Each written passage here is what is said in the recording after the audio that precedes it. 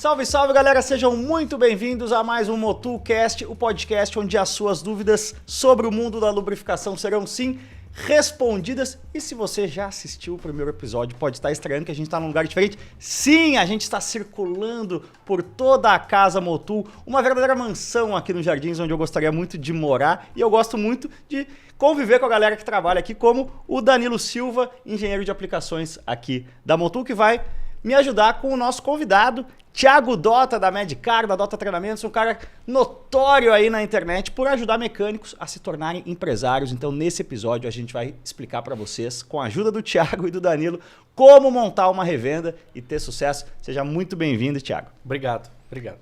Cara, eu vou começar na lata aqui com você, porque isso é até uma questão do jornalismo que a gente vê muito. Assim, o cara, às vezes, é um ótimo jornalista e aí quer ser promovido e vira, sei lá, editor, mas ele não é um bom gestor de pessoas, projetos e orçamentos, se torna um mau editor, né? As aptidões de um bom mecânico e de um bom empresário não são necessariamente as mesmas, né? Como é que faz para equacionar isso?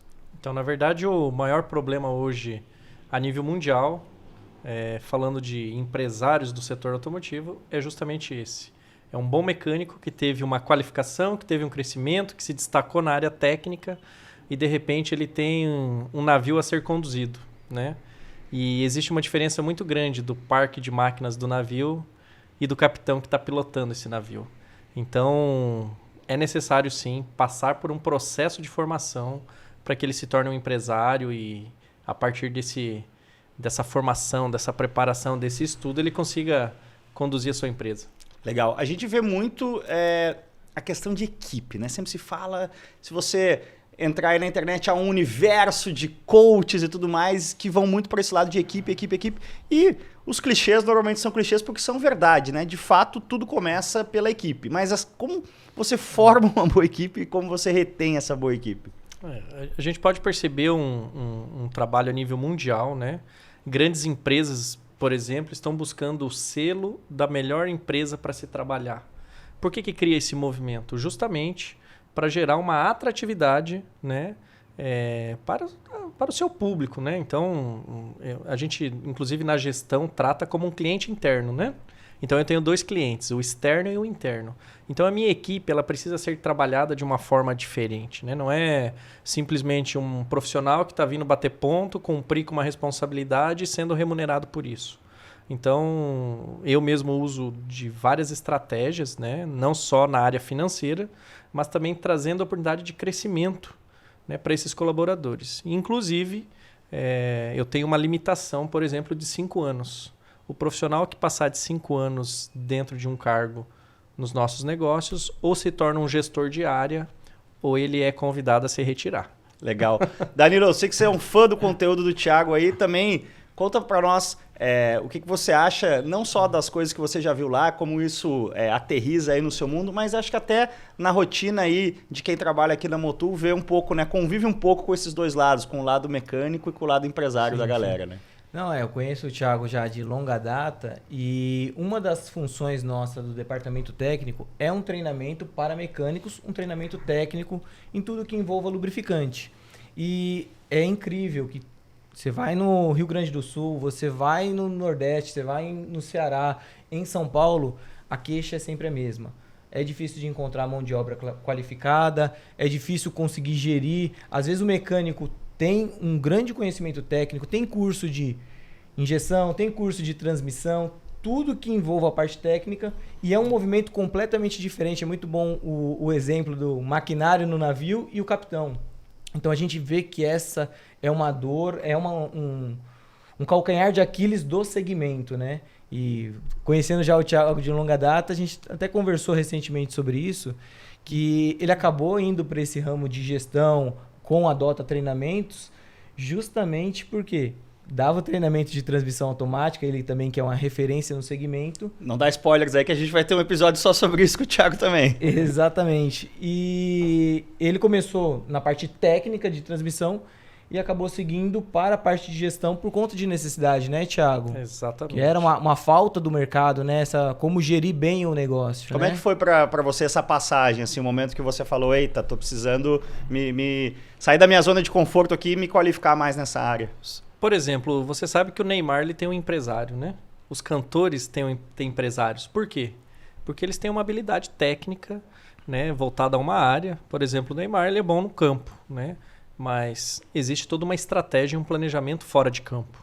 Um mecânico é da mesma forma, né? Então, eu era um bom mecânico, me destaquei, inclusive trabalhei no Senai como instrutor 7 anos, depois resolvi abrir minha empresa.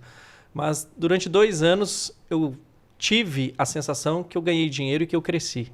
E de repente eu percebi a minha oficina cheia de carros, agenda para 10 dias, eu tinha uma equipe de 14 colaboradores e eu via que eu não tinha lucro. Então entrava dinheiro e saía dinheiro do caixa. Então você fatura R$1 milhão, mas não sobra nada, né? E aí eu percebi que tinha algo errado. Qual foi o diagnóstico que você fez aí nesse momento? Primeira coisa que eu olhei, eu falei, como que pode uma empresa ter tanto cliente, uma agenda tão cheia? Nós tínhamos uma entrega de qualidade, até porque eu estou na área de transmissão automática há 17 anos. A gente fala em máquina de troca de fluido, por exemplo, eu já há 12 anos faço isso. Então eu percebi, tem coisa errada, e esse erro está comigo. Eu não estou sabendo conduzir, né, essa operação. Uma empresa ela é uma máquina que imprime dinheiro. Então essa máquina está consumindo muita tinta, muita energia, muito papel, alguma coisa está errada. Porque a quantidade de dinheiro que ela está imprimindo não está sendo suficiente para pagar o próprio custo. Sim. E aí eu comecei a buscar, né, conhecimento e mais informações na área da gestão, né? E aí eu fui entendendo que a gestão também é um universo, né, que inclusive muda a todo momento, né? A gente sabe que as empresas elas estão todo momento buscando se atualizar na gestão. E aí eu entrei nesse universo. E aí deu tão certo que meu negócio decolou. E inclusive, né, eu saí de um espaço de 300 metros quadrados, hoje é mais de 3 mil metros quadrados, né? Então, percebi que oficina mecânica dá lucro se for bem administrada. Sim. Um ponto que o Danilo tocou aqui, a gente sabe que no Brasil tem essa dificuldade de encontrar mão de obra qualificada, tem esse grande turnover, né? Gira muito a mão de obra. E isso também gera muito custo, né? Como é que faz para, entre aspas, escapar dessa armadilha, minimizar isso, racionalizar esse processo? Esse é um problema mundial, né? Então não é só do Brasil. Recentemente eu estava na Europa atendendo alguns alunos lá, inclusive na área de gestão também, e é o mesmo problema e a mesma reclamação. O primeiro ponto que eu apliquei nos meus negócios é um plano de cargos e salários, deixando muito claro para o mecânico o que ele precisa fazer para ter crescimento dentro da empresa. As pessoas elas vivem uma rotina no piloto automático. Então, é trabalhar para pagar conta, assistir um Netflix, comer uma pizza e dormir, né? E elas acabam não entendendo, né, qual é o passo a passo para ela subir de nível. Então, eu tenho observado que falta, principalmente na linha operacional, né, a visão que esse mecânico pode ser um empresário. Então eu conto muito a minha história, que eu era um mecânico, eu comecei no ferro velho, fui para concessionárias, fui para o Senai e fui crescendo, né? Então hoje eu uso a história da minha vida para mostrar para esse operacional, você precisa crescer aqui dentro, aprender a linha, eu chamo de operacional, tático e estratégico. São 3 níveis diferentes dentro da empresa. Então eu mostro para o mecânico que ele tem que crescer no operacional, chegar no nível tático, trabalhar ali uma média de 2 anos para crescer também, aprender e aí entrar no nível estratégico. E aí ele está se preparando para ser um empresário. Quer dizer, no mundo ideal, esse cara que você forma, se tudo der certo, você vai acabar perdendo ele, porque aí ele vai... Exatamente. Quando o processo dele estiver concluído, ele vai empreender, né? Eu vejo que o nosso foco é formar a equipe para ela sair e não para ela ficar. Os que ficam como gerente, fica como diretores, fica como chefe de oficina. A minha equipe ela sempre está numa média de 2 a 3 anos. O mais velho eu acho que tem 4 anos.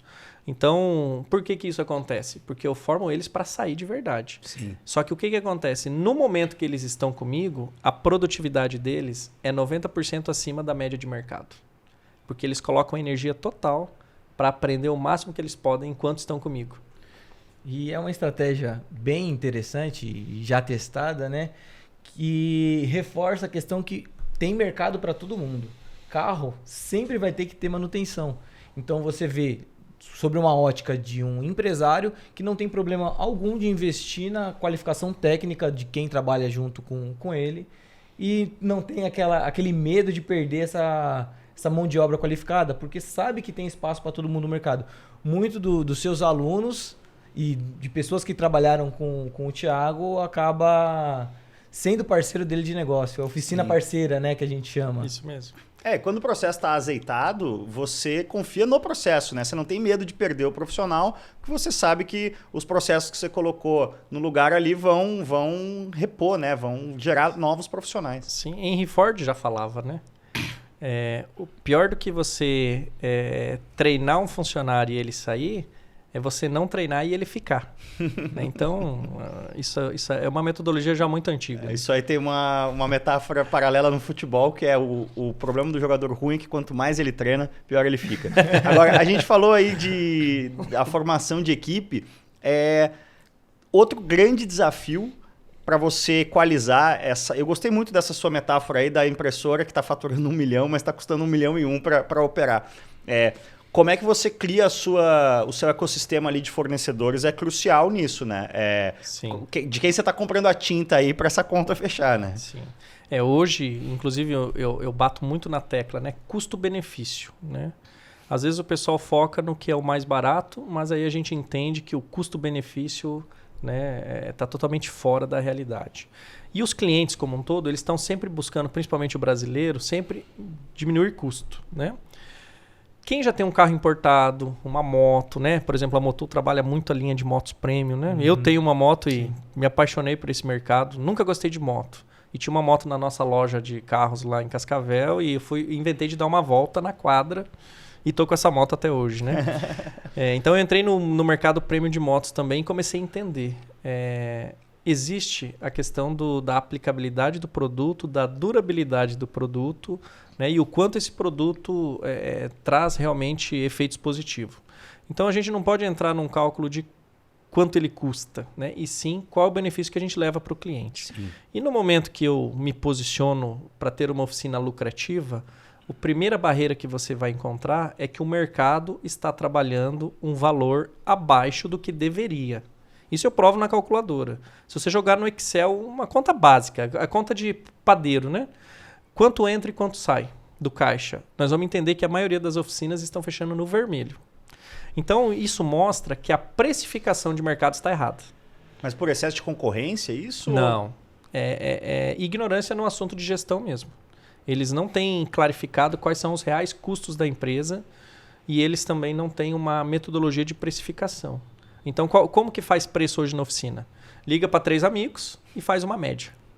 O problema é que você está ligando para 3 amigos que estão trabalhando abaixo. E que tem aluguel, custo de mão de obra diferentes dos seus, né? Instrumento, iguais, ferramenta, né? Tudo que você investe em estrutura... Às vezes é ignorado nessa conta simples de só contar a hora que você gasta ali. Que é aquele fator, o mecânico na posição de empresário, né? Exato. Então, a primeira barreira realmente vai ser o quê? Você vai enfrentar um questionamento de preço. O teu preço está muito alto, né? É aí que eu foco em trabalhar a entrega de valor. Então, no momento que eu estou escolhendo os fornecedores, qual que é a primeira base? Qual é o valor que essa marca, o que esse fornecedor está entregando, né? Não só para Medcar, só para o Thiago Dota, não. Mas o que ela entrega para o mercado como um todo. Sim. Como essa empresa está sendo vista pelo consumidor também. Então, eu, por exemplo, num determinado momento da minha empresa, eu entendi que eu deveria migrar para o mercado premium. Não adiantava ficar no mercado de nacionais, porque é uma competição muito sangrenta, né? Lá compete quem faz o menor preço, né? E não quem entrega a melhor qualidade. E aí eu resolvi sair desse mercado.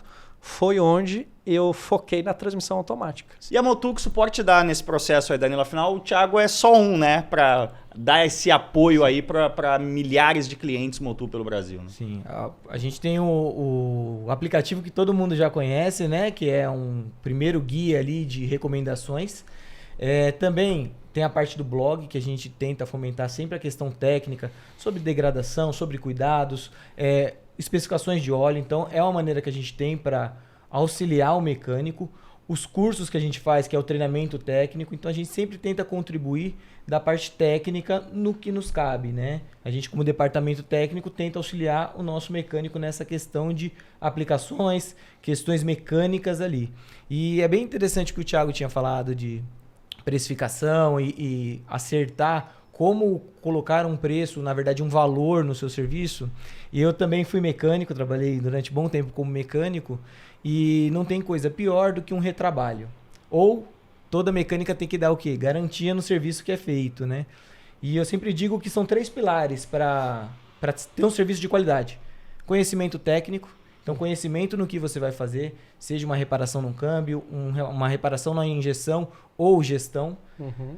Você tem que ter ferramental, que hoje em dia você não faz um serviço bem feito sem ferramenta, não faz um podcast sem uma boa instrumentação. E também você precisa ter um bom produto. Imagina, você tem total conhecimento técnico, tem um bom ferramental e não usa um produto adequado, ou um produto que atenda àquela necessidade. O que vai acontecer? Todo o trabalho vai por água abaixo. Então a gente, além da questão do suporte, a gente oferece ao mercado um produto de qualidade, onde você tem ali total garantia que está dentro dos parâmetros esperados, né?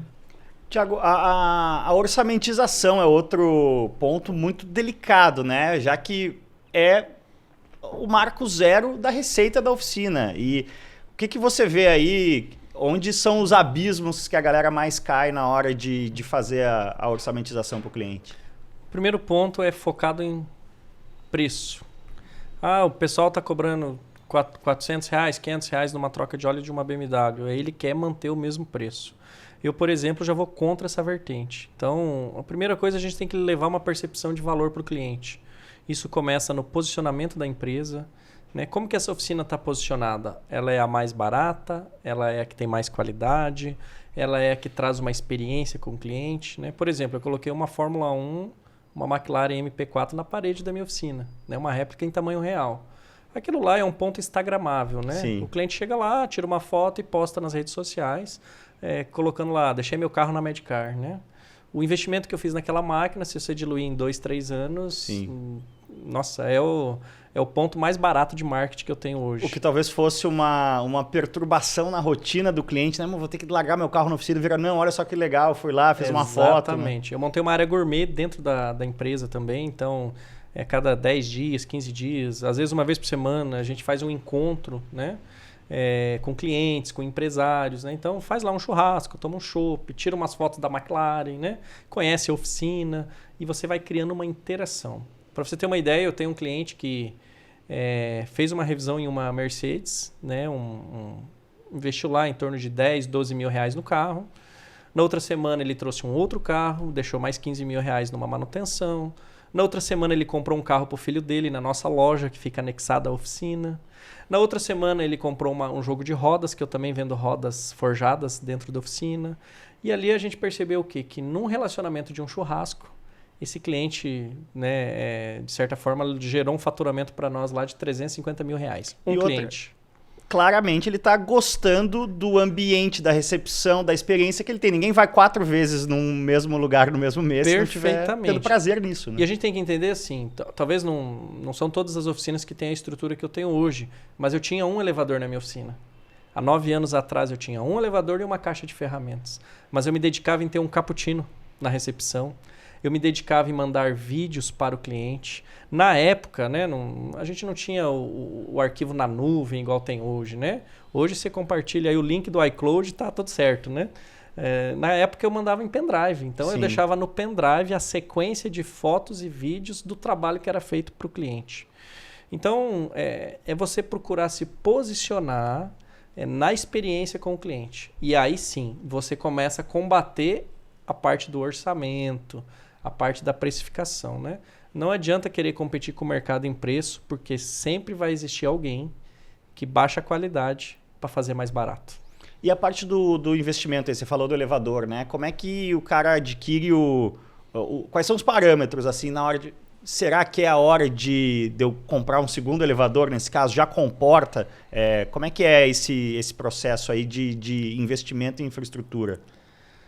Esse é um ponto bastante delicado. Por quê? Porque o mecânico ele é igual a mulher no shopping, né? Você leva um mecânico numa loja de ferramentas, ele quer comprar a loja toda, né? Então, é natural que a gente tenha essa tendência de achar que todas as ferramentas vai se pagarem.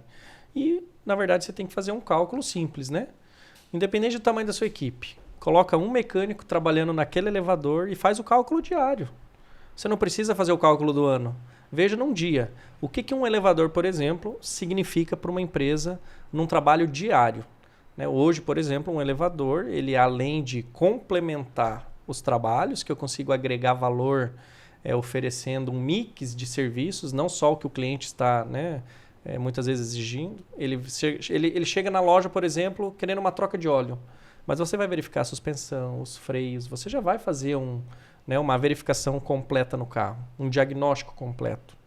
E o elevador vai te possibilitar acelerar esse trabalho em torno de 400%. Sim. Então, quanto que custa a tua hora hoje? É R$100, é 200, é 400? Aí você faz o cálculo diário e você vai ter já essa métrica.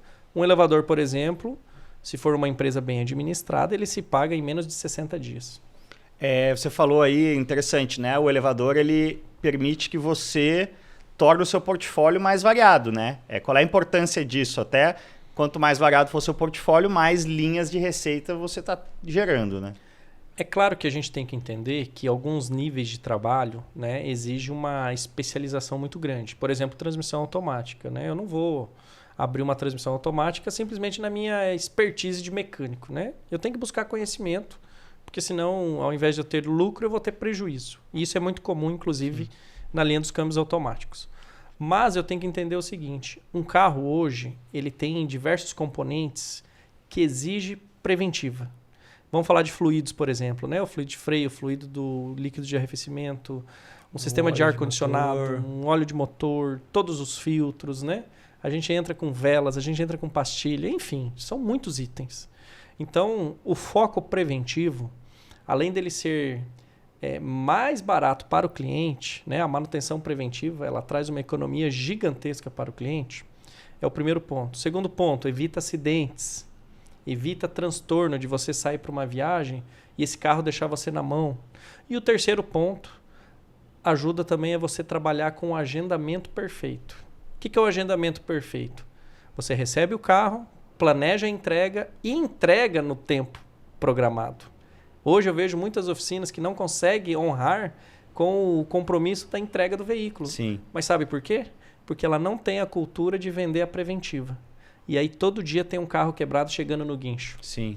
Sabe o que é o ideal para uma oficina? É que todos os clientes tenham a preventiva em dia. Sim. E que não aconteça dele chegar num guincho na tua empresa. Porque isso quebra o seu cronograma, né? Claro, e o cliente já chega desesperado. Ó, eu preciso do carro. Sim.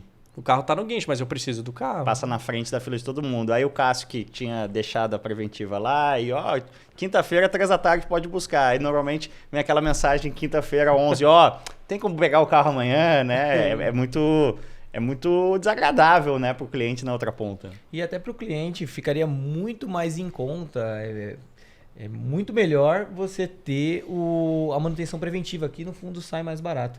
Até pegando um gancho, e a gente está falando de marca e questão de confiabilidade da marca, o Thiago falou de fluidos, né? Eu sou daquelas pessoas que no horário vago ali, quando você tá tranquilo, fica olhando anúncio de carro, anúncio de moto. Não sei se você faz isso também, É sempre uma operação de alto risco, né? Porque você pode acabar achando alguma quebrando o seu cronograma aí. Exato. E nesse tempo que eu gasto ali olhando o anúncio, tinha numa das observações, manutenção preventiva em dia. Todas as trocas de fluido com produtos Motul. Então, a questão de você usar marcas confiáveis, oficina, quando a oficina tem uma excelente credibilidade, o que acontece? Você tem um adesivo daquela oficina como um selo de qualidade. Isso mesmo. É um selo de garantia que o carro foi bem cuidado, que a moto foi bem cuidada. E isso é importantíssimo, essa fidelidade. Inclusive, que você cria. Isso é um ponto importante dos profissionais que trabalham no nosso segmento, entender que isso pode ser uma venda para o cliente. Comigo aconteceu o seguinte, o nosso advogado da empresa parou de fazer manutenção na concessionária porque venceu a garantia. E aí fez aproximadamente 1 ano de manutenção conosco. E ele levou esse mesmo carro na concessionária para pegar um mais novo, um 0. Né? Ele foi pegar um 0. E aí foi avaliado o carro, né? Com aquela margem, desvalorizado e tal. E aí quando ele entregou o histórico de manutenção feito pela nossa empresa, ele mostrou lá, as últimas 3 revisões fora da concessionária foram feitas na Medcar. E tá aqui, todos os comprovantes, a quilometragem, tudo certinho. Eles, na hora, pagaram a tabela FIP para o cliente. Sim. Sim. E aí ele veio todo contente me mostrar, ó, Thiago, o meu carro, quando eu levei, eles baixaram 25% mais ou menos. E quando eu mostrei que a manutenção preventiva estava em dia e foi feito na Medcar, eles me pagaram a FIP. Então, o que eu investi com você na revisão... Voltou. Em dobro. Ó, que demais. Fica a lição aí. Porque, no fim, o argumento para convencer a galera a fazer isso, no fim, tem que mostrar como pode pesar no bolso, né? Sim. Uma coisa legal que você falou, o cálculo ali das horas do elevador para ver quanto isso me lembrou muito quando você fala de bar, restaurante, tem muito essa... quanto tá valendo cada cadeira, né? E por que eu tô trazendo esse universo? Porque a gente sabe, né? Galera que gosta muito de carro, mexe no seu próprio carro, na garagem, já tem aquilo como hobby. E aí, assim, como muita gente que gosta de tomar uma cervejinha pensa, pô, um dia eu vou abrir um bar. E aí 50% quebra no primeiro ano. Na oficina tem isso também, né? Então, como é que a pessoa transforma esse hobby? Se você já teve muitos caras que assistem os seus cursos, tudo mais, que passam também, não aquele cara que veio da mecânica e foi adquirindo conhecimento, né? Se capacitando na gestão, e sim aquele cara que era mais um hobbyista e decidiu, não, vou transformar isso na minha profissão. Inclusive, está sendo uma tendência agora de muitos investidores, né, abrirem oficinas. Eu tenho vários alunos que não são mecânicos e tem oficina lá com 30, 40 colaboradores. Qual que é a grande sacada? Gestão. Um bom gestor, ele toca uma oficina, desde que tenha um líder no pátio. Então, as pessoas às vezes se assustam, né? Como que eu vou abrir uma oficina porque não tem mão de obra? Você não precisa ter 40 Neymar em campo. Tá entendendo? Você precisa ter só um Neymar, já é o suficiente. Mas tem que ter um bom técnico também administrando o time, para que o Neymar consiga entregar realmente o potencial dele. Então, dentro de uma oficina mecânica, é óbvio que uma pessoa que vem de fora, ela não consegue tocar a operação, né, principalmente na área técnica. Ali exige conhecimento e, inclusive, a gente entra num ponto que é a responsabilidade técnica, né? No Brasil ainda é pouco discutida essa área. Mas na Europa, por exemplo, você tem que ter uma responsabilidade técnica sobre aquele trabalho, né?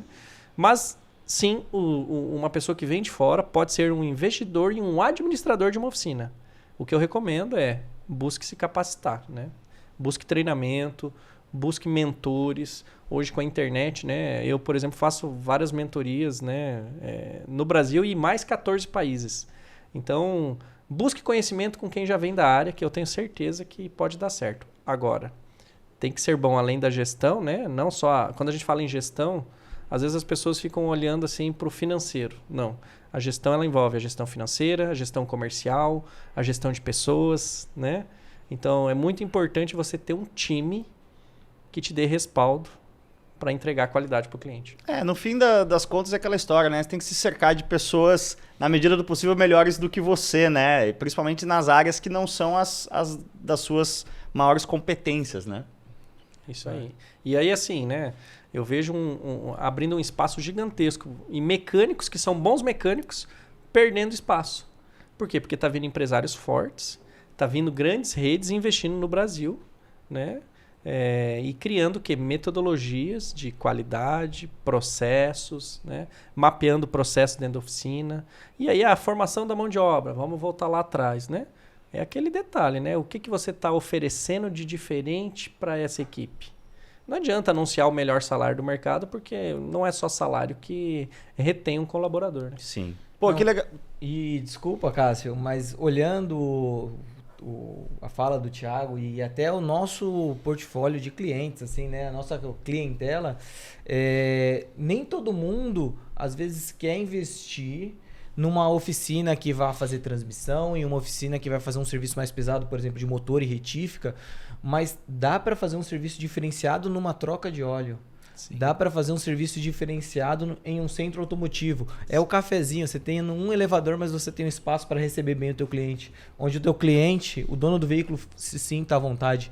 Mulheres também, a gente tem que cada vez mais ter um ambiente. As oficinas, muitas ainda pecam de ter um ambiente não confortável. Então, pequenos atos, pequenas organizações e procedimentos que você adota no seu dia a dia, você consegue ter um serviço diferente, né? E é interessante isso que você falou, porque você não precisa ser bom em tudo. Não. Ou, pior ainda, ser mais ou menos em tudo. O importante é você saber focar e entregar um serviço diferenciado, e aí vai depender do tamanho da sua estrutura, do tamanho do seu bolso, mas talvez você vai escolher ali 3, 4, 5 ou 10 ou 15 áreas e fazer questão de entregar um resultado diferente nessas áreas. Né? Com certeza. Pô, que legal demais, que aula aqui do Thiago Dotto sobre como montar uma revenda e ter sucesso. Esse foi o segundo episódio do MotoCast, mas fique ligado que a gente tem toda uma temporada vindo aí, passeando aqui pela Casa Motu, que a gente está na oficina, retiramos a motoca aqui, tá legal demais o ambiente. Então,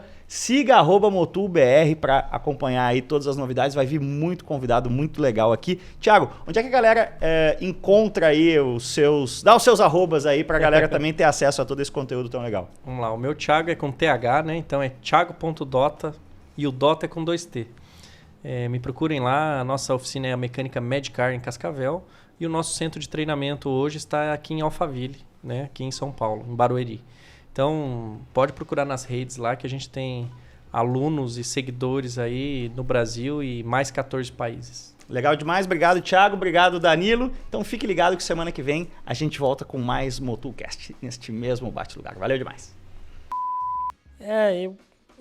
Eu não sei qual que é a causa disso. Porque não é só porque é Fórmula 1 por ser o tamanho do que ela é, ou algum formato. Porque você pega o próprio Stock Car também. De vez em quando a gente vai no motorhome de um, do outro. Mas não é nada comparado. Você pega a própria Fórmula 1 nos anos 80, na época do meu pai. Não é nada comparado com aquilo, entendeu? Então acho que não é pelo tamanho da categoria. Eu não sei o que é, mas o Rally é uma das únicas categorias que todo mundo se ajuda.